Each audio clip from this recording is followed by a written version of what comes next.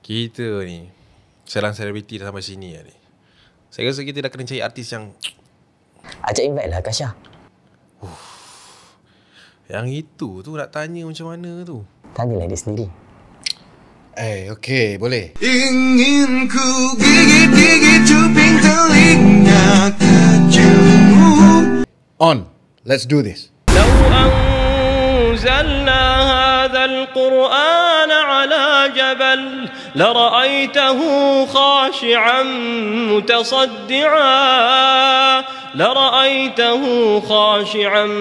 متصدعا من خشية الله وتلك الأمثال نضربها للناس لعلهم يتفكرون.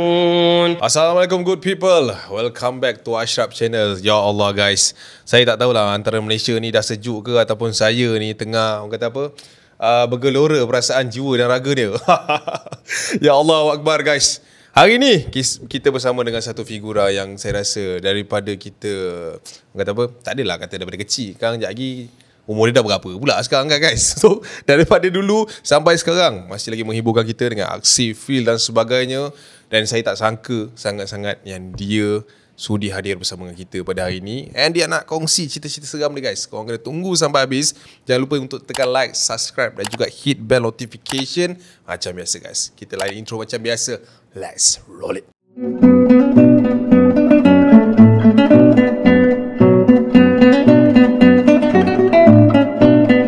So ya guys, intro pun dah habis. Maknanya kita dah kena masuk dah. Saya rasa saya tak nak buang masa. Yang ni saya takut, tapi saya suka, tapi saya nervous. Semua ada. Kita ada Mr. Akasha in the house guys. What's up? Assalamualaikum warahmatullahi wabarakatuh kepada semua yang tengah menonton, juga kepada Ashraf dan tim.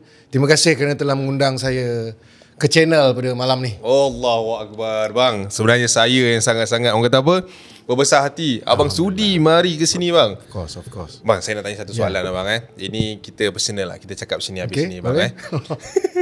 Okay, bila first time apa ni abang dapat invitation tu bang kan, saya ni sebenarnya banyak cuba-cuba bang. Kan kita first time jumpa, kalau abang ingat saya lah bang. Ingat. Kita jumpa pasti di event-event pelancaran drama saya terbaru ni betul, lah. Betul. Saya jumpa Abang Kasha first time kat situ. Sebenarnya bang, saya sebelum tu pernah jumpa abang banyak kali. Tapi nak pergi approach Abang Kasha untuk ambil gambar ke apa semua, saya belum berani. Tapi sebenarnya saya silap lah. Sebab last time saya jumpa dengan abang kata kenapa tak datang macam tu kan.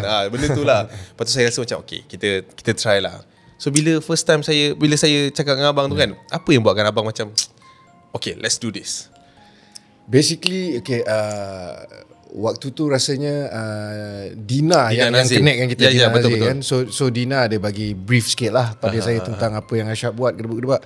So macam biasa, bila orang bagi something, kita buat reference sikit lah kan. Kita tengok. Okay. So bila saya dapat tahu, ini konsep channel Ashraf, saya pun rasa macam okay. Saya pun ada sebahagian kisah-kisah yang mungkin boleh dikongsikan kan, mungkin menarik untuk diperdengarkan pada penonton. And on top of that, saya rasa saya pun sebenarnya macam saya suka dengan environment orang banyak buat podcast sekarang ni. Sebab saya percaya podcast ni dia kalau kena gaya dia, kita boleh sharekan banyak perkara-perkara yang mungkin orang panggil informatif dan membantu pada orang lain kan.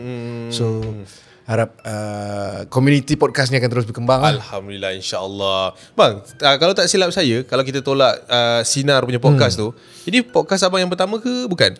Saya pernah buat beberapa podcast juga sebelum ni. Selain mengenai Sinar tu, ada menjalinkan hubungan rambang dengan Ed Samad. Pernah tengok Ed Samad punya podcast kan? Dia punya podcast hubungan rambang kan.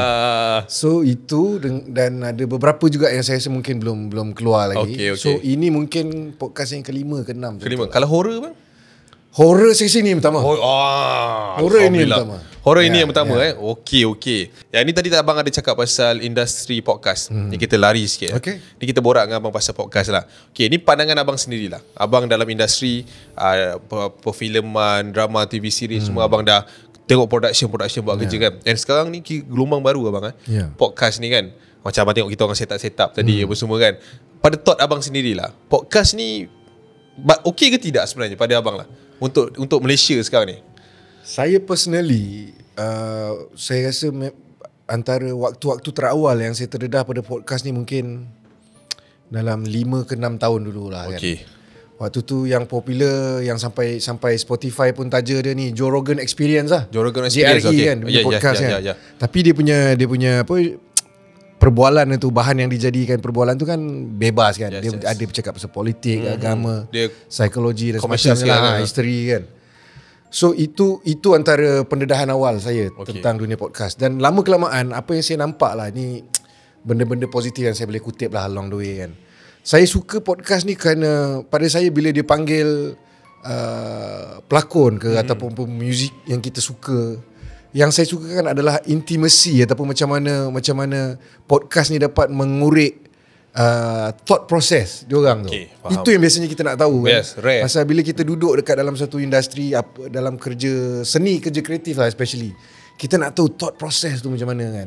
Jadi bila ada program-program podcast ni, bila dengar dia orang bercerita dari mulut dia orang sendiri, secara tak langsung kita pun boleh rasa boleh seolah-olah kita boleh meletakkan diri kita melalui pengalaman yang dia lalui tu. Yes. Terinspire bang Ya, terinspire, teraspirasi kan. So pendek kata memang saya sokong 100% lah pasal podcast ni kan. Okay. Itu yang bab sokong bang. Ya. Kita tak sokong. Tak sokong. Kan, benda yang positif mesti ada, mesti akan ada kan. Macam sekarang kan saya petik sikit bang industri kita lah, maksudnya podcast sendiri, saya perasan lah ini saya pun ada kerisauan sedikit. Di mana mereka menggunakan mereka menggunakan macam panel. Dia orang gunakan platform ini untuk orang kata apa, menjual kesilapan silam. Tak kisahlah kan. Kadang-kadang pendekatan dia tu macam membuka pekong di dada macam tu lah. So bang, daripada sudut itulah negatifnya lah kan. Zaman sekarang macam-macam lah diorang gunakan term podcast, nama besar podcast, tapi sebenarnya intipati ni diorang je tahu. So pada abang sendirilah. Ya, saya tak nafikan tu Ashraf. Memang dalam lambakan podcast yang kita boleh tengok dekat YouTube ni, kat mana-mana platform media sosial ni kan, memang tak boleh nak lari lah daripada konten-konten yang ada bersifat ataupun ada unsur-unsur negatif ni juga. Pada saya, kita takkan dapat lari lah daripada konten-konten yang mengarut ataupun tak masuk akal ni. Cuma kita je lah sekarang ni sebagai penonton lah, sebagai pendengar, sebagai audience, kita kena pastikan apa saja yang kita ikuti tu benda-benda yang boleh mendatangkan manfaat pada kita lah. Baik daripada hidup secara praktikalnya ataupun daripada segi cara berfikir, mindset kan. Kalau kita follow semua kita tengok tapi tak ada yang dapat memberi impact, tak ada bagi impact pada kehidupan kita, pada saya tu tak ada point lah, sia-sia kita buang masa je tengok kan. Betul. Dia lebih kepada kita dah kena bijak memilih bang kan. Itu key point dia lah. Sebab malangnya bang, zaman sekarang ni yang mengarut tu lah senang dijual kan. Itu yang buatkan orang rasa macam sensation kan. Semua media akan cover benda tu lebih cepat dan lebih hype. Kan kadang-kadang kita buka sosial media sekarang pun dah jadi bosan lah. Tak cerita rumah tangga orang, cerita pasal masalah dalaman dan sebagainya. Seolah-olahnya macam kita lagi berminat nak mendengar masalah-masalah ni semua daripada solusi-solusi dan juga jalan keluar kan. Ya. Padahal kita banyak lagi masalah yang perlu disembangkan kan. Okay, alright. So macam tu lah guys. Saya rasa pusing is back to you guys lah. Kan kita ni semua orang boleh menyajikan, tapi kita nak makan, kita pun kena pilih. Tepuk dada tanya selera kita lah. Yes, alright. Okay bang, kini kita cerita balik, patah balik ke horrornya ni kan. Okay, saya ada satu soalan yang saya dah lama kalau nak tanya dengan abang ni kan. Tapi yang tu kejap lagi. Of course kita nak borak pasal filem Bangunan bang. Tahun 2015 kan. Yang mana belum tahu, sekarang ada masa pergi tengok trailer kan, pergi search semua benda ujung jari. Tapi sebelum tu bang, kita nak cerita mungkin abang zaman-zaman muda-muda dulu kan, zaman nakal-nakal, mana tahu abang pernah explore ke ataupun pernah diganggu personally seorang Akasha. Sejarah dia lah macam panjang pula sejarah saya dengan dunia mistik ni kan. Dia ada kronologi dia guys. Okay. Saya percaya benda ni, isu ni adalah sesuatu yang akan sentiasa menarik minat sesiapa pun. Walaupun orang tu mungkin pada fitrahnya dia takut pada makhluk halus, takut ngantuk, senang cakap kan, tapi dia mesti nak ambil tahu juga. Betul. Dia nak dengar kan. So memang waktu saya muda-muda dulu, macam ujung-ujung tahun 90-an, 99 macam tu, saya dah nak habis sekolah lah kan, dah habis PM semua. So memang banyak lah saya dengan kelompok-kelompok kawan-kawan sekolah dulu. Okay. Kan. Ini pun masing-masing tak ada aktiviti sangat tahun 90-an kan. Lepas tu masing-masing bawah umur, tak boleh nak pergi ke mana-mana sangat. Yes. So antaranya yang nakal-nakal tu pun tak adalah nakal mana kan. Setakat ambil kunci van bapak kan, bawa keluar, pergi pikul member-member semua kan, kutip orang. Plan pergi apa nama tu? Highland Tower. Oish. Sebab Highland Tower kan collapse kan, runtuh tahun 94 ke macam tu kan. 94, 93. Kan. So kita orang ramai-ramai pakat kita pergi Highland Tower. Oh, belum 10 tahun lagi guntuh abang dah Belum pergi. 10 tahun lagi untuk Highland Tower tu kan. So pakat-pakat pergi Highland Tower tu nak tengok. Biasalah nak jadi Ghostbuster kan. Nak ambil vibe. Nak ambil vibe tu kan. Nak tengok berani ke tidak kan. Tapi sebenarnya tak berani. Kalau berani kita pergi sendiri. Betul. Tapi ni pergi sampai 2 kereta berani macam mana. Tak berani lah tu. Tak berani lah tu basically kan. Tapi sebab ada member bang. Ada member. So pergi juga. Adalah aktiviti-aktiviti gitu. Ya. Cuma sepanjang apa yang saya boleh katakan, sepanjang melalui benda tu, dia tak adalah nak kata ada penampakan ke, saya nampak jelas ke. Cuma kita tak nafikan lah. Pada tempat-tempat yang mungkin lah, boleh lah kita panggil kotor kan. Pasal tempat tu terbiar satu. Lepas tu saya rasa mungkin Highland Tower masa tu dah jadi macam sarang sampah masyarakat gitu lah. Kita tengok lilin banyak, picagari banyak, ada aktiviti tertentu di dalam. Seluar kecil banyak tertinggal. Maknanya dia dah buka, dia tak nak sarung balik, dia belah je. Selesai urusan dia belah je. So kita tengok banyak bersepah. So automatically bila berada kat sana, memang dia akan bagi kita satu vibe yang lain, tak sedap, negatif. Aura hitam macam tu lah senang cakap. So itu first time abang sampai ke ataupun banyak kali abang buat explore? Itu pertama kali lah. Sebab lepas tu pun ada beberapa tempat juga yang dia pergi juga. Macam dulu, mungkin time sekarang dah tak ada. Hospital Ceras tu kan tahu tak? Tak pernah dengar pasal Hospital Ceras. Sekarang Hospital Ceras pun dah tak ada. Oh, okey. Maksudnya tempat tu dah tak boleh dimasuk. Tempat tu dah tak ada lah kan. Kalau dulu ni memang orang akan pergi punya. Untuk cari? Yang mana batch saya, anak-anak tahun 80-an kan, 80, 81, 82, 83 kan. Mesti biasalah dengan dengan cerita Hospital Ceras ni. Okey. Tu apa bang? Ada legenda ada ke apa? Hospital tinggal. Hospital yang dah ditinggalkan lama, abandoned kan. Jadi tempat-tempat macam ni memang akan jadi sarang-sarang mereka yang sukakan aktiviti mistik ni lah kan. Cari benda-benda metafizik ni kan. Mungkin abang pernah dengar, macam kita cakap Hospital Ceras tadi kan. Cerita yang mungkin abang pernah dengar sampai abang terdetik nak pergi. Abang ingat tak? Okey. Cerita yang biasanya dengar tu, ini bukan orang kata third party punya experience. Ini memang member yang dah pergi cerita. Okey, direct ni. Direct. Memang asal cerita, bila cerita orang dia pasti melibatkan penampakan. Dia akan nampak dia terbang kat sana, terbang kat sini, mengilai kat ujung sana, sayup-sayup apa semua. Jadi tak tahu lah, mungkin sebab kita daripada kecil banyak tengok filem ke apa kan. Jadi bila kita dengar cerita tu, visual dia dengan image dia dah ada. Dah sampai dah. Siap dengan sound effect sekali dah ada dalam kepala kita. So bila kita pergi, kita dah ada certain expectation. Okey, faham. Maksudnya bila kita pergi, wah aku mesti nak jumpa. Kalau jumpa aku nak tengok betul-betul sama tak macam apa yang dia dah describe sebelum ni kan. Faham. Tapi bila kita pergi, kita tunggu. Tak sampai. Selai bulu roma pun tak naik kan. So mungkin tak tahu lah. Ada orang dia memilih, dia kata ada waktu-waktu dia kan, pergi kan. Tu yang orang cakap malam Jumaat lah, apa benda lah, macam-macam lah kan. Tapi pada saya tak tahulah, sepanjang pergerakan nakal sekumpulan anak-anak ni waktu saya dalam usia 20-an ni, penampakan yang orang kata menakutkan tu tak ada. Yang solid tak ada. Solid tak ada. Okey. Tapi penampakan tu saya dalam semua hidup ni pernah juga saya nampak sekali. Okey bang. Waktu tu kecil lah. Okey. Kan, orang panggil kanak-kanak memais macam tu. Okey. Alright. Baru dalam umur 9 tahun, 10 tahun macam tu. Yang dah boleh membezakan. Alright. Okey. So tengah bermain dengan sepupu lah masa tu. Main dengan sepupu, kita pun silap kan. Biasa orang tu dulu dah pesan. Korang main kat luar ni sebelum maghrib, balik. Biasalah mak-mak dulu kan. Kita lanyak kan main sampai ke maghrib, lepas maghrib. Lepas tu bila nak balik rumah, waktu tu nak kena merempuhi macam satu kebun pokok pisang, ada sungai semua ni tau. Jauh abang daripada rumah that time? Oh biasalah budak-budak kalau dah berjalan main, dia berjalan lah jauh sikit lah kan. Dia tak perasan dia dah jauh. Dia tak perasan dah jauh kan. Okey. So waktu nak balik malam tu kan, tiba-tiba macam cousin tap baru kan. Di cakap apa hal ni? Kau tengok sana. Apa benda tengok kan. Dia suruh toleh, bila saya toleh saya tengok sayup ujung je. Apa benda? Kau tengok belakang pokok pisang. Tengok belakang pokok pisang tu. Saya tengok okey pokok pisang banyak ni kan. Kita tak boleh nak determine yang mana satu. Apa yang ada kat belakang pokok pisang. Sekali tengok ada yang melambai warna putih kat belakang pokok pisang ni kan. Cakap, okey aku dah nampak. Terus cakap dah nampak kan.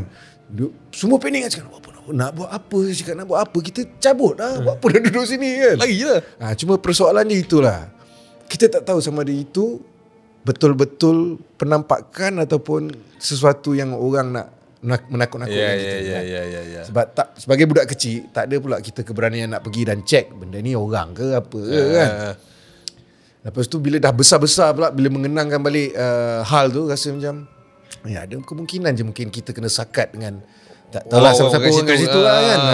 Tapi bang, kalau kata dalam keadaan macam tu, bukan kata budak kecil bang, umur-umur macam kita ni pun kita jauh bang. Boleh cabut. Kita pun tak ada masa macam siapa engkau. Betul. Kan? Mungkin kalau ada orang yang betul berani, jangan pergilah.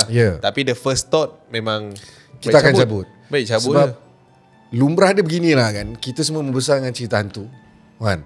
Memang cerita hantu daripada dulu sampai sekarang ni tujuannya untuk menakut-nakutkan kita kan. Betul. So benda tu mungkin dah tertanam dalam fikiran kita. Dia dah imprinted kan. So idea hantu dengan kita ni memang kita sentiasa takut lah. Saya rasa majoriti orang akan takut. Tapi alhamdulillah lah, sebab saya dah cross 40-an kan. Jadi sebelum saya masuk 40 dalam usia 30-an macam tu, awal 30-an macam tu kan, kita belajar jugalah supaya kita tidak takut dengan sesuatu yang selain daripada Allah Ta'ala. Allahu Akbar. Betul. itu sepatutnya bang. Ya. Okey, tadi kan abang ada cerita kan masa kecil-kecil dulu. Kan ada orang kata yalah kita cerita hantu, mak-mak kita suruh balik awal. Ni saya nak tanya abang satu soalan. Mungkin abang boleh throwback sikit kecil-kecil dulu. Ada tak spesifik satu hantu yang abang ada dalam kepala yang memang abang takut, ataupun ada satu hantu yang orang duk sebut-sebut kat abang untuk abang takut? Kau jangan balik maghrib, nanti hantu ni sorong. Ni ada tak bang? Dua jenis hantu yang menghantui saya dulu. Dua. Okey. Dua. Satu pocong. Pasal dia berbunjut tu kan. Okey. Lagi dia berbunjut tu, lagi misteri tu lagi menakutkan sebenarnya. Faham? Sebab kita tak tahu kejap lagi dia buka ke tak ni. Itu yang abang fikir. Itu yang kita fikirkan, menakutkan. Yang kedua menakutkan saya rasa ini tak lain tak bukan, ini semua Suzana punya pasal lah. Ini semua sundal bolong punya pasal. Pontianak lah kan. Pontianak. Pada saya Pontianak tu agak menyeramkan lah. Okey. Pasal apa? Pasal kita tak tahu. Bila paku kat leher, dia nampak macam orang, macam cantik je kan. Rupanya dia Pontianak. Salah ucap. Takut salah ucap. Itu yang menakutkan tu kan. Betul juga abang kan. So dua ni bang Dua ni waktu saya muda-muda memang jadi yang kata fobia, igawan lah. Tapi tak pernah lagi. Alhamdulillah tak pernah lagi ada penampakan ke, terserempak ke, diusik ke, diusik. Diusik tu mungkin ada chapter lain. Baru nak masuk yang tu. Okey, kita tindak lagi. Okey, tu dua lah, Pontianak dengan pocong. Itu paling famous bang. Paling famous dekat kan? dalam Malaysia ni kan. Bila kita cakap kan, hantu apa yang paling orang takut? Tak Pontianak, pocong. Sebab kita tak tahu origin ni apa sebenarnya kan. Okey, itu mungkin muda-muda abang lah dulu. Sekali bang itu pun tak sure betul ke tidak. Itu pun tak sure ya ke ni ataupun orang menyakat kita, tak pasti. Kalau abang dulu zaman-zaman sekolah, abang asrama ke macam mana? Sekolah biasa. Sekolah biasa lah. Okey. Tak ada apa-apa kat sekolah. Biasa kalau orang kata kat sekolah ni biasa ada here and there juga. Ya, tapi itulah saya rasa dekat sekolah ni kan, student-student sekolah saya dia lebih hamlau daripada hantu-hantu tu semua. Tak sempat fikir pasal hantu. Faham. Wah, ada sekolah yang macam tu. Kan hantu. Tak terfikir lah. Dah habis sekolah dah. Kan? Okey. So kita habiskan chapter sekolah tu. Okey bang, kita masuk kepada chapter lakonan. Okey. Alright. Sebelum bangunan bang. Sebelum bangunan mungkin abang ada juga terlibat dengan horror-horror dan filem-filem horror, projek-projek horror ni. Pernah tak maksudnya set abang ni diganggu? Bukan abang lah. Mungkin orang kena kacau ke, kena rasuk ke. Pernah ada pengalaman tu bang? Setakat ni bekerja dekat set sebelum buat bangunan tu. Dekat set tak ada pun perkara-perkara yang kata memuskilkan ataupun menghairankan. Kecuali selepas keluar dari set, dah balik rumah, dah relax, dah duduk rest house, ada juga kejadian-kejadian pelik yang berlaku. Okey, contohnya bang? Contohnya ada sekali tu saya berlakon satu filem ni dengan arwah Abang Mamat. Waktu tu saya baru lagi berlakon. Baru dalam 2-3 tahun masuk dalam industri macam tu. So bilik kita kena berkongsi dengan apa dia panggil ni, runner. Jadi saya tidur sebilik dengan runner production lah yang bawa van tu kan. So agaknya dah selesai shooting semua, dah wrap. Saya duduk dalam bilik di rest house waktu tu seorang. Malam lah kan. So bila lepas brother ni balik, runner ni balik, dia lagi tua daripada saya. Okey. So tengok dia macam tak tentu arah, kelang kabut kan. Apa hal ni, saya biarkan je lah. Dia dah masuk bilik air semua, dia dah mandi, dia dah siap sedia nak tidur lah kan. Okey. Tidur. Ini semua cerita berlaku dah selepas pukul 12 malam. Okey. Dah lepas tengah malam. Tengah baik dia dah tidur. Saya ada masalah nak tidur sebab dia berengkur kuat sangat. Alamak. Kau kan, tak apa, kita biar. Yang jadi saya tak sedap hati bila dalam dia tengah sedap. Tu tiba-tiba bunyi dia jadi macam tu tau, Syab. Okey. Siap dia bangun duduk.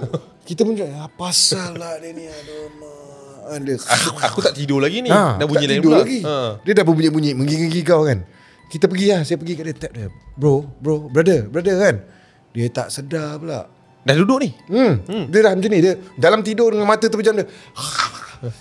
Dia macam tu. Lagi kita rasa tak senang duduk.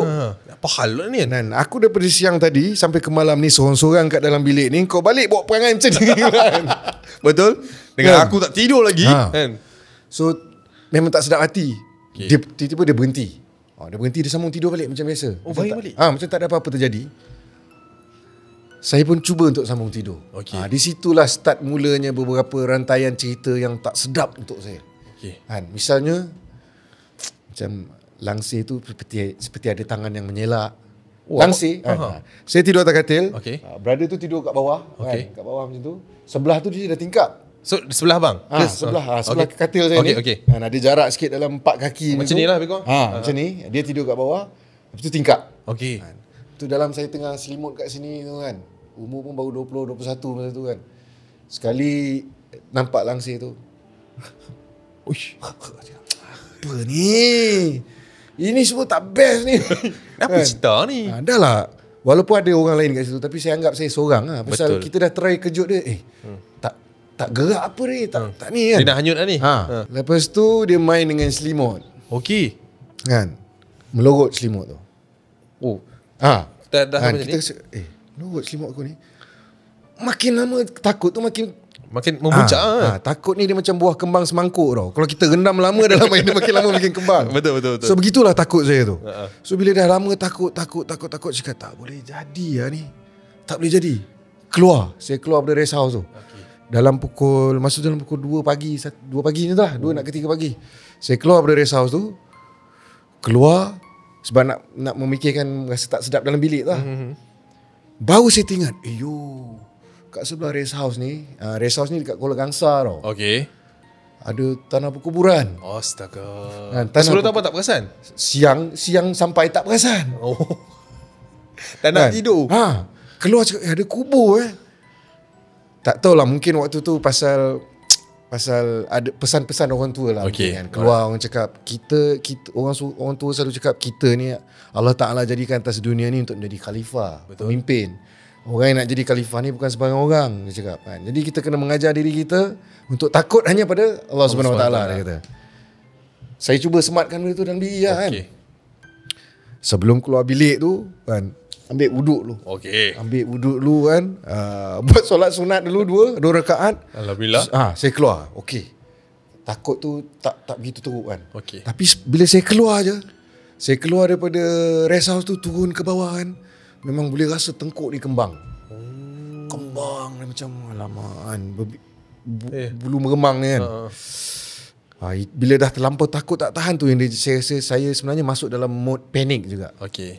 Jadi apa yang saya lakukan dalam mode panik tu, saya jadi reverse psychology. Saya terus cakap, okey, kalau betul ada engkau ada kasih, sekarang juga kau keluar, tunjuk muka kau. Okey. Abang cakap macam tu? Jadi macam tu. Pasal dah tahu aku tak boleh nak lagi mana. Alang-alang aku berdepan lah. Kan? Walaupun tak berani mana. Walaupun tak berani mana kan. Okey. Seminit, 2 minit, 5 minit, tak ada apa. Kan. Lalas terduduk saya kat situ kan. Duduk Syarab kan. Sudah dah azan subuh Syarab. Uish, maknanya lama. Lama saya kat situ sebab saya tak nak balik masuk bilik. 3 jam lah. 4 jam abang kat situ. Dekat situ. Abang duduk kat situ.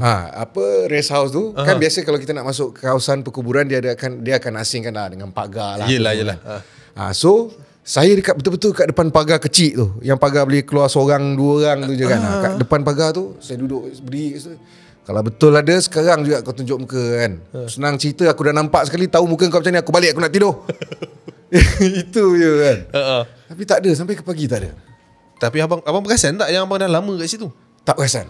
Tak perasan. Jadi sepanjang duduk tu macam-macam lah. Ayat kursi lah kita baca, patkul lah kita baca kan. Okay. Just untuk melatih keberanian diri kan.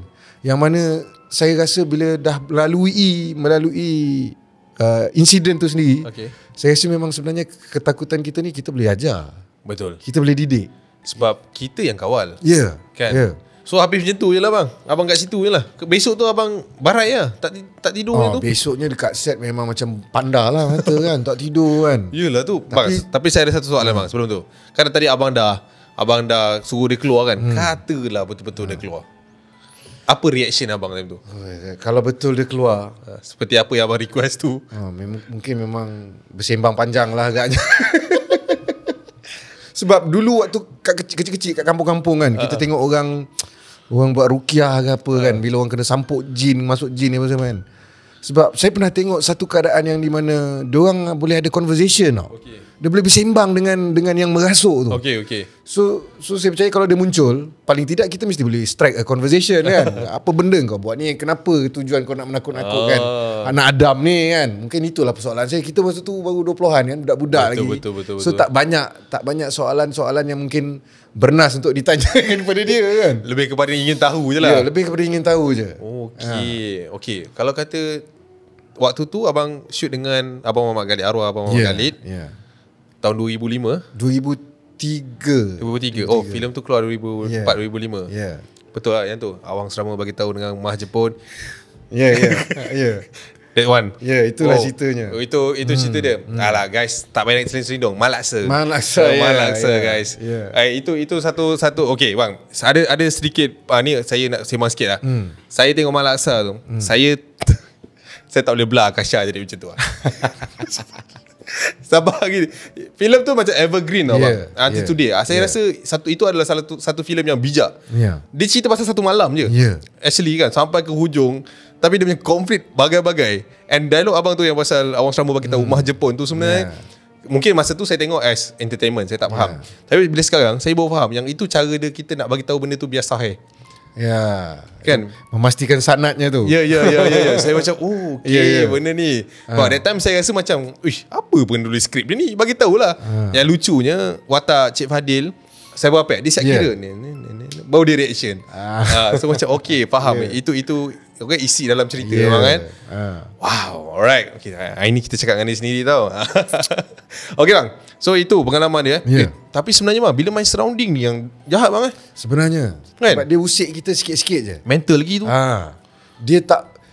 Dia lagi sikit-sikit kita diusik tu lebih menyeramkan daripada yang ada kemunculan 100% yang kita terus nampak tu, kan? Sebab kita tak tahu benda ni dah habis ke belum. Ke baru start kan. Kita macam ni adakah aku akan kena lagi teruk lagi daripada ni kan? Ke dah habis. Kita tak tahu. Mungkin masa abang tu benda tu dah habis. Mungkin abang pula yang tunggu. Benda mungkin macam tu. Mungkin itu cara dia bang Tapi itulah, saya kadang-kadang pelik juga orang-orang yang senang jumpa ni. Yang kerap aja dia punya orang kata penampakan ni kan. Mungkin rezeki masing-masing bang. Mungkin lah, okay. Alright. Bangunan bang. Alright. Yang ini saya rasa sebelum Bangunan tu release, kita dah dah hidangkan dengan klip viral dekat MSDC tu sendiri. Tempat ambil lesen tak silap saya kan. Pasal klip seorang wanita, seorang lelaki yang hilang dan sebagainya. Adakah ini saya nak tanya dulu. Bangunan, idea dia daripada klip tu sendiri? Basically Bangunan ni tercetus kerana kita dapat tahu pasal cerita-cerita macam tu lah. So waktu tu ada Khay kan, ada Khay Rahman, ada saya, ada Sin. Yap. Jadi waktu tu Khay yang tak silap saya, Khay yang antara connection pertama yang dapat tahu tentang kejadian misteri dekat satu tempat ni. So waktu kami nak menjalankan cerita tu pun dia agak leceh ke Ashraf, pasal kita nak kena sign NDA dengan tempat tu. Banyak proses bang. Sebab kalau boleh diorang tak nak bagi. Diorang tak nak diketahui. Kan? Tapi kita fikir kita nak capture kan. So kalau benda ni betul, tengoklah apa yang kita boleh capture kan. So kita teruskanlah proses penggambaran tu, minta kebenaran apa semua. Cuma waktu nak meneruskan penggambaran tu pun memang tak ada seorang pun staff kat situ yang nak join, nak datang malam tengok kita ke, tak ada. Betul None, ke? tak ada. Dia just pass dekat satu pekerja Bangla yang jaga tempat tu malam-malam. Dekat depan tu kan. Bangla tu seorang je Ashraf duduk kat situ malam-malam. Tak ada orang lain Dekat pintu tu. dekat pintu tu. Okey. Dia Betul duduk ke? jaga kat situ kan. Saya baru perasan bang benda ni. Ha. Kan cerita tu memang you guys dekat dalam tu. Ya. Oh, tak ada staff lain. So penemuan dia daripada CCTV ke gedebuk-gedebak tu, itu banyaklah benda yang kita tak boleh explain kan. Tapi antara benda yang jadi pada kita orang, yang antara kita tak boleh explain adalah selepas kita orang rap, ini betul-betul tak silap saya dah habis, itu kira hari terakhir penggambaran macam tu Okey. lah. Berapa lama bang? Kalau awak ingat. Dekat set, dekat lokasi tu, kami dekat situ je tak silap dekat 3 minggu juga. Weh, lama. 3 minggu juga. Pasal nak duduk dia macam memancing tau, nak memastikan kita dapat tu. Kan? Tak setiap kali duduk dapat kan. So sampai waktu pergerakan, waktu eksplorasi tu pun kita ada hire seorang macam specialist macam tu lah. Untuk scan ke, untuk pastikan yang ini mungkin kita ada peluang, ada ruang ke nak buat penangkapan kan. But tak terjadi. Yang terjadi hanya setelah tamat penggambaran, salah seorang daripada kru kita orang hilang daripada lokasi. Hilang, gone. Kita ada ramai kru kan. So kru probably tak sampai 20 orang pun lah, tapi belas-belas lah kan. Dekat masa tu korang kat situ lagi? Ya, dekat situ. And dia hilang? So kita dah rap. Biasalah bila kita dah rap, kita nak kumpul semua, kita nak brief sikit. Baru perasan seorang ni tak ada. Mana seorang ni pergi? Call tak dapat kan. Mula-mula call tak berangkat. Ada tapi tak berangkat. Okay. Call keep on calling, dah tak boleh call. Maknanya call dah tak masuk. Lagi kita risau, cakap apa lah dia ni Dah kan. masuk voicemail Kita cover buat cerita ni, tengok CCTV ni pun cerita pasal cerita orang hilang. Ni kru hilang ni apa ni kan. Tak sedap lah. Semua pack up. Masih lagi terus bercuba dan balik. Dia gerak. Maksudnya semua buat keputusan. Takkan kita nak tunggu sampai orang dah masuk kerja sini kan. So semua gerak. Gerak on the way nak balik tu. Daripada situ, macam saya dia nak drop saya dekat Shah Alam. So yang lain nak balik terus menghala ke Ulu Kelang lah kan. Saya rasa dah 20 kilometer daripada lokasi. Kita orang nampak kru kita orang tu tengah berjalan kaki di dalam hujan di waktu pagi tu. Dia berjalan kaki tepi jalan. Cakap, itu ni kan. Dia cakap, saya tak sebut nama. That guy lah. Kita cakap, itu ni kan. Cakap, ya. Stop tepi jalan, panggil dia. Tapi dia macam Kosong. dia macam clueless lah. Dia macam dia tak ingat diri dia siapa. Dia tak bercakap. Basically kita dah bawa dia masuk dalam kereta, dia tak bercakap dengan kita. Okay. Memang dia bang? Memang dia. 20 km. Dah 20 km daripada lokasi. Dah jauh tu. Jauh. Tu kita fikir, bila masa dia gerak kalau dia dah sampai sini? Maknanya dia lagi laju daripada. Maknanya dia gerak dulu. Yes. Kan? Tapi kalau dia gerak dulu, mesti kita notice dia dah lama lah. Ya. Tapi ni kita dah rap baru kita notice. Dia ni tak ada lah. Mana dia pergi lah. Dan 20 km berjalan kaki dengan kereta. Speed lain. Kan lain. Bila masuk dalam kereta, disebabkan waktu tu kita orang dah nak split, saya nak balik ke Shah Alam, dia nak terus kan, dia nak drop sekali budak tu. Kira saya naik kereta yang lain lah. Tapi apa yang diceritakan oleh tim-tim saya waktu proses nak menghantar dia balik ke rumah dia tu kan, dia memang tak bercakap apa-apa dah. Dia shoot blank, dia memandang pun ke satu arah aja dan tak ada sebarang interaksi ataupun respon langsung daripada dia. Okay. So sebulan macam tu, kita masih cuba lah keep in touch dengan dia, call family kan. Somehow cerita ni tak sedap lah. Somehow family dia kata dia macam ada gangguan mental sikit. Okay. Terus jadi macam tu. Itu yang lagi kita orang, pada masa kita shoot, kita converse semua, berbual, bersembang semua. Elok je? Elok. Wow. Elok. Dia okay bang, kalau boleh tahu lah, dia punya umur, lingkungan berapa kan? Saya rasa waktu tu adalah dalam lewat 20-an lah. Okay. Lewat Baik-baik 20-an saya lah. tu. Kru tu lewat 20-an lah. Langsung dia macam hilang Langsung diri dia. personality dia hilang. Lepas tu kita dapat tahu yang family dia maklumkan waktu tu dia macam adalah, tak tahulah, mungkin kat rumah dia ada berinteraksi lah kan. Dia kata dia punya laptop hilang ke apa kan. Lepas tu dia sebutkan laptop dia tu hilang waktu dia tengah bekerja kita orang. Lagilah kita orang pening kepala cakap, Mana pula ni? macam mana kita nak sahihkan benda ni? Kita orang tengah sibuk buat kerja kan. Patah balik tempat tu, Pergi balik Ashraf, check pula CCTV tu. Okay. So check CCTV yang mana yang melibatkan tempat kita orang parking, yang nampak kita orang.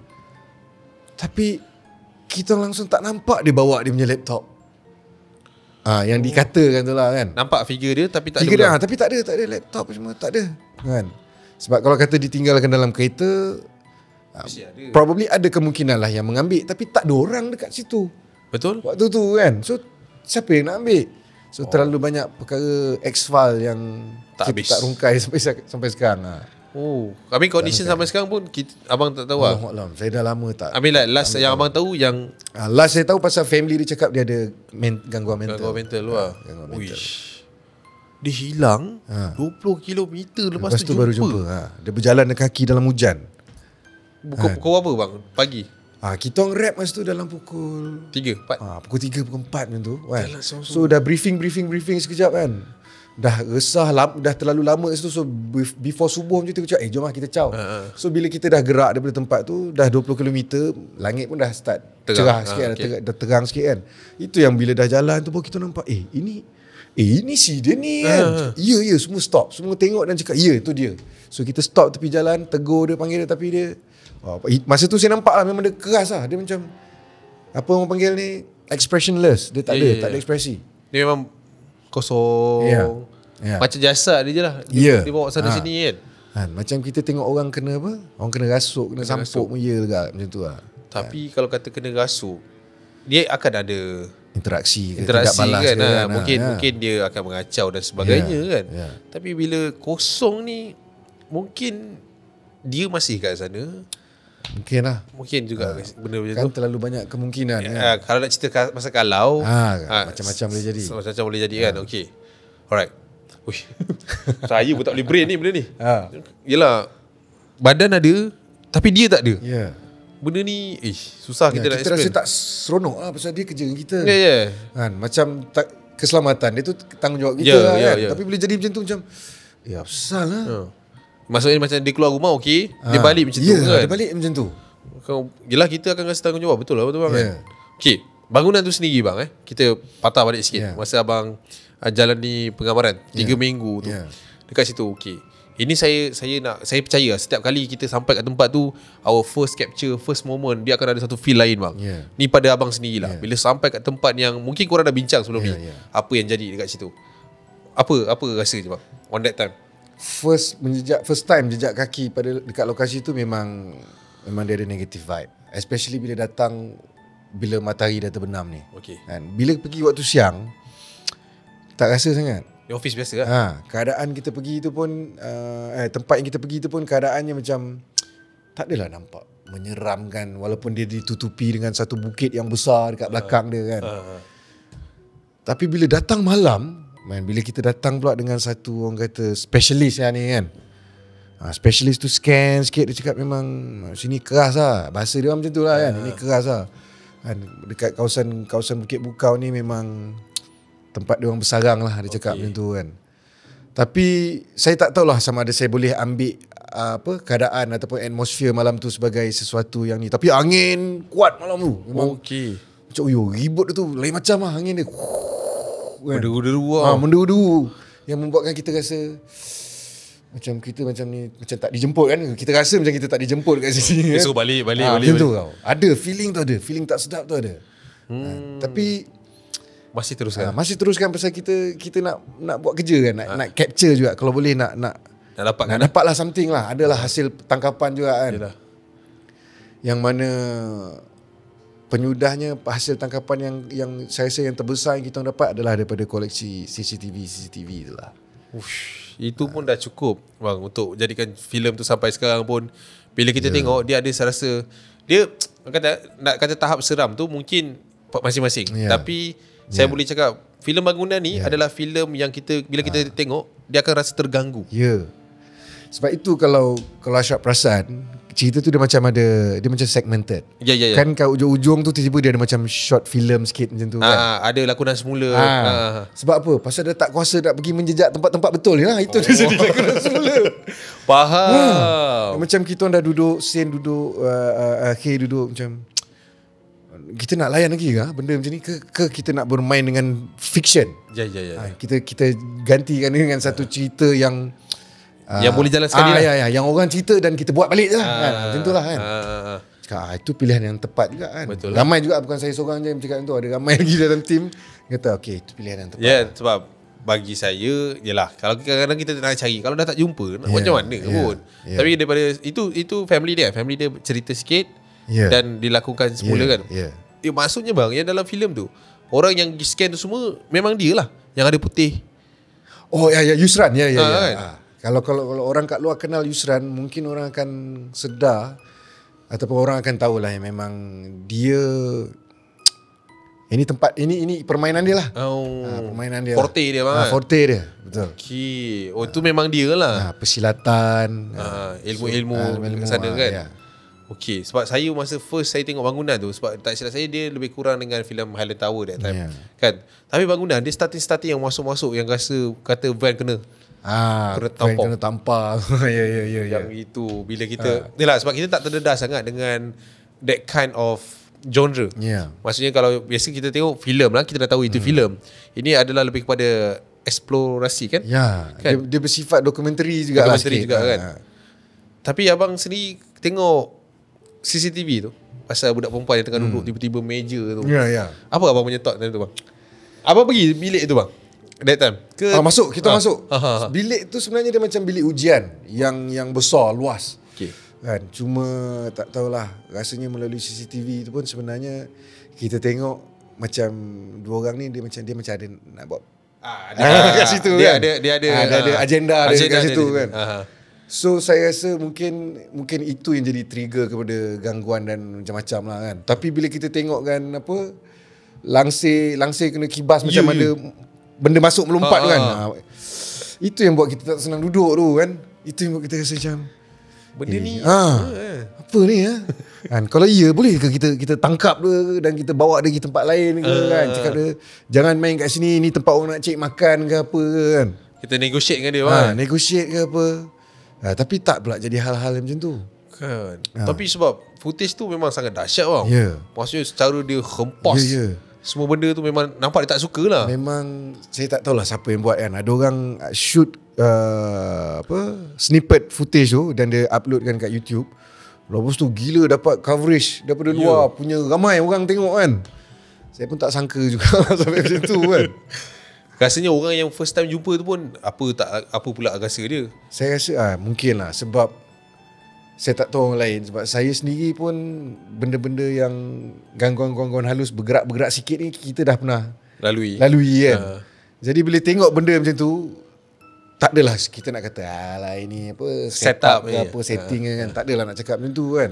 Dia boleh jadi bang dia boleh jadi. Satu benda yang boleh jadi kan. Boleh jadi Dan kehilangan mangsa Amin berada tu pun satu misteri yang tak terungkai sampai sekarang. Basically sebab dia dah melibatkan jabatan kaki tangan kerajaan kan. Jadi banyak yang perlu disimpan. Senang cakap dia dah jadi case. So kalau kita nak cerita panjang benda tu, seumpamanya kita membuka file case tu, membuka file tu balik kan. Dan basically diorang tak nak layan benda-benda macam ni. Okay lah, kalau korang dah tahu sampai situ ending dia, so itulah ending dia.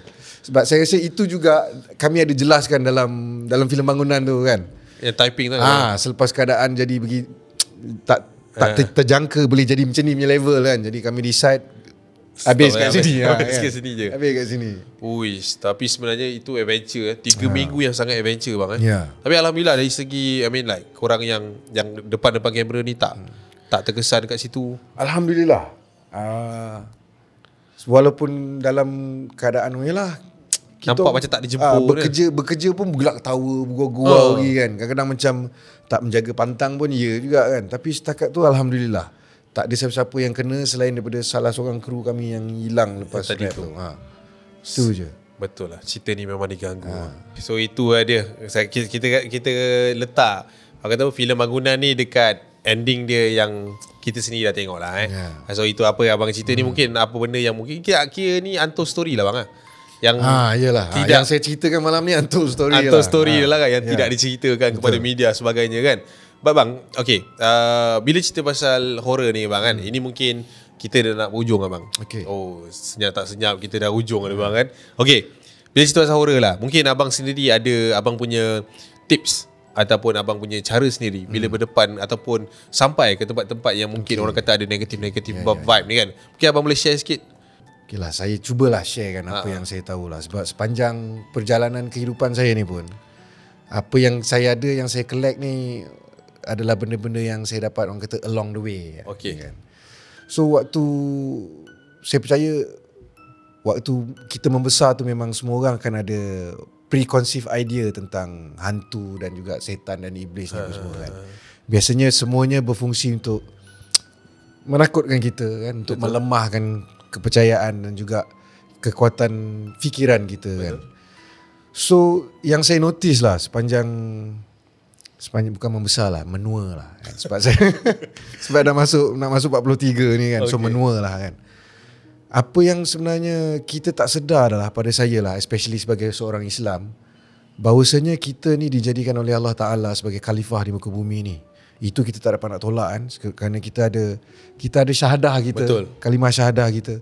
Dan kalau kita pergi mengaji atau kita pergi belajar dengan orang-orang yang alim ulama ni, saya pasti semuanya akan mengungkapkan bahawasanya kita ni dijadikan sebagai khalifah atas muka bumi Allah. Setuju. Jadi bila kita dijadikan khalifah atas muka bumi Allah ni, mesti ada tujuan hidup kita ni. Betul. Untuk menghambakan diri kita pada Allah Ta'ala kan, untuk mematuhi segala suruhan dia dan meninggalkan larangan dia sebaik yang mungkin yang mampu kita lakukan. Jadi pada saya, bila dah jadi Islam, dah jadi manusia, of course kita tak boleh menyekutukan Allah dengan sesuatu yang lain. Betul. Jadi bila kita nak cerita pasal takut ni, sebelum kita takut apa-apa, kita kena fikirkan dulu kita patutnya takut kepada Allah Subhanahu Wa Taala. Takutkan pada seksaan dia, azab dia kan. Walaupun Allah Ta'ala memperkenalkan diri dia dengan, yalah, sebagai pengasih, penyayang, Ar-Rahman, Ar-Rahim ni apa semua, tapi takut pada saya perlulah diletakkan kepada Allah Ta'ala. Betul. Sebab bila saya fikir bila kita dah takut pada benda-benda lain ni, maknanya kita dah takut pada Allah dan kita juga takut benda lain.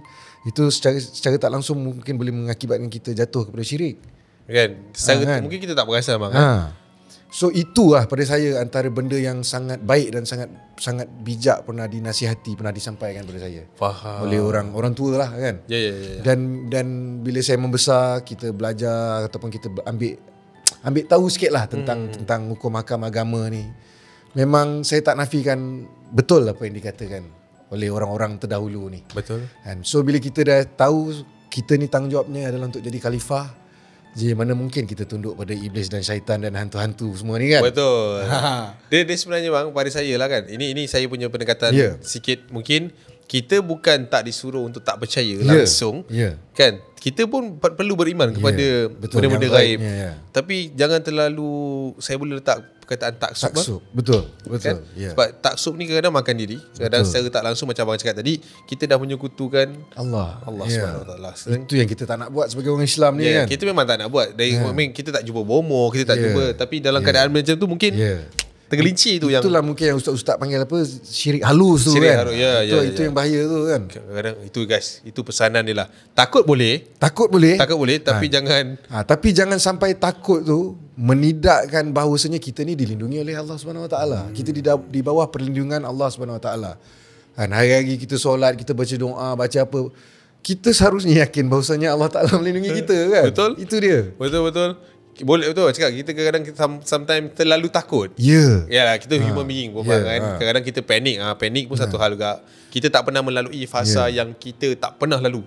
Dan tiba-tiba lalu kita tak tahu nak proses benda tu macam mana. Sebab itu pada saya, pada pengamatan saya secara peribadinya, saya percaya kalau kita mendalami hal-hal keagamaan, itu akan menguatkan lagi kita punya. Itu lebih kepada iman lah guys. Kan okey bang. Ini mungkin saya jarang buat, tapi saya nak minta pada abang lah bang. Allahu Akbar, minta ni saya takut ni. Tapi saya harap abang okey abang kan. Okey. Sebenarnya bang, kita manusia ni kadang-kadang ada fasa turun naik bang. Ya betul. Turun naik lah, of course lah, kita kadang bila kita naik ni seronok. Bila turun memang tak seronok. Kan? Ini kira bentuk hiburan saya bang. Bang, kalau boleh saya nak request bang, lagu abang kat YouTube tu. Saya masa broken saya dengar lagu tu bang. Abang cover tu. Lagu lama tu kan, lagu old school tu kan. Okey, ya, Aku Cari Damai di Hati. Ya, Aku Cari Damai di Hati. Ini secara live lah bang. Saya tak tahulah kalau abang sudi abang kan. Boleh lah. Kita Sikit-sikit. payung lah. Okey, Allah Akbar. Ni buatkan saya jantung makin berdebar ni. Tapi betul bang. Saya pernah orang kata apa dalam fasa-fasa not good tu kan. Itu antara top of the list saya bang. Terasa macam lagu tu kena dengan jalan cerita Ashraf waktu tu Ya, tu satu. Nombor dua macam sebab abang pandang kamera tu kan. Abang macam member yang siapa suruh bercinta. Macam menasihati ya. Yeah. Tapi thank you kerana Ashraf sebutkan pasal hal tu. Sebab saya pun kenapa reason saya suka share video-video persembahan ni kan. Kadang-kadang dia tak adalah sekreatif orang lain yang mungkin ada banyak interaksi ataupun background dia. Tapi pada saya percaya orang-orang yang mengikuti kerja saya ni, diorang dah kenal certain karakter saya tau. Dan diorang akan ambil seadanya. Betul. Kan? Cukup bang. Kata dia. Cukup. Ya. Itu yang buatkan saya rasa jauh dekat sudut hati saya tahu siapa yang menyokong aku selama ni. Diorang semua memang menerima aku seadanya. So ni, take it away from me guys. Okay bang. Okay. Alright. Okay, lagu ni pun memang sebuah lagu klasik yang orang kata popular satu ketika dulu kan. Ashraf tahu tak apa nama ni? Apa nama penyanyi asal dia? Grup asal dia? Flybraids. Gingerbread. Sorry, maafkan saya guys. Ni secara akapela. Right. Mengapa kau tergamak sungguh memperdaya harapan ini? Tunas kasih yang aku semai, racun berbisa yang kau sirami. Beginikah balasan cinta, manis kata di bibir saja, lembut lidah mengukir janji, segunung mimpi berkecai kini. Sesal. Saya pula nak sambung. tak boleh. Saya takut orang tu tutup masa saya nyanyi. Terima kasih abang. Sama kasih, Ashraf. Thank you pada Ashraf, pada tim Ashraf kerana sudi menjemput saya bersama pada malam ni, berkongsi sebahagian daripada kisah perjalanan hidup saya lah. Ya, bang, sama juga bang. Saya dengan rendah hati, rendah diri, segala yang rendah bang. Terima kasih abang. Thank you. Terima kasih kerana sudi datang hadir ke Seram Selebriti kita ni. Terima kasih untuk lagu tu bang. Sangat-sangat bermakna bang. Mahal. Saya rasa nak nangis sekarang. Boleh ke saya nangis guys? Tapi tak apa, kita habiskan episod ni dulu. Alright guys. Terima kasih bang sekali lagi. Sama. Okay, kita tutup segmen ni. Sure. Alright. Terima kasih guys. Kita jumpa lagi. Saya harap korang semua enjoy. Bukan harap lah. Korang of course akan enjoy episod yang paling saya rasa special gila. Saya akan senyum sampai saya tidur sekejap lagi. Kita jumpa lagi di video akan datang guys. Akasha. See you. Bye. Assalamualaikum. Salam.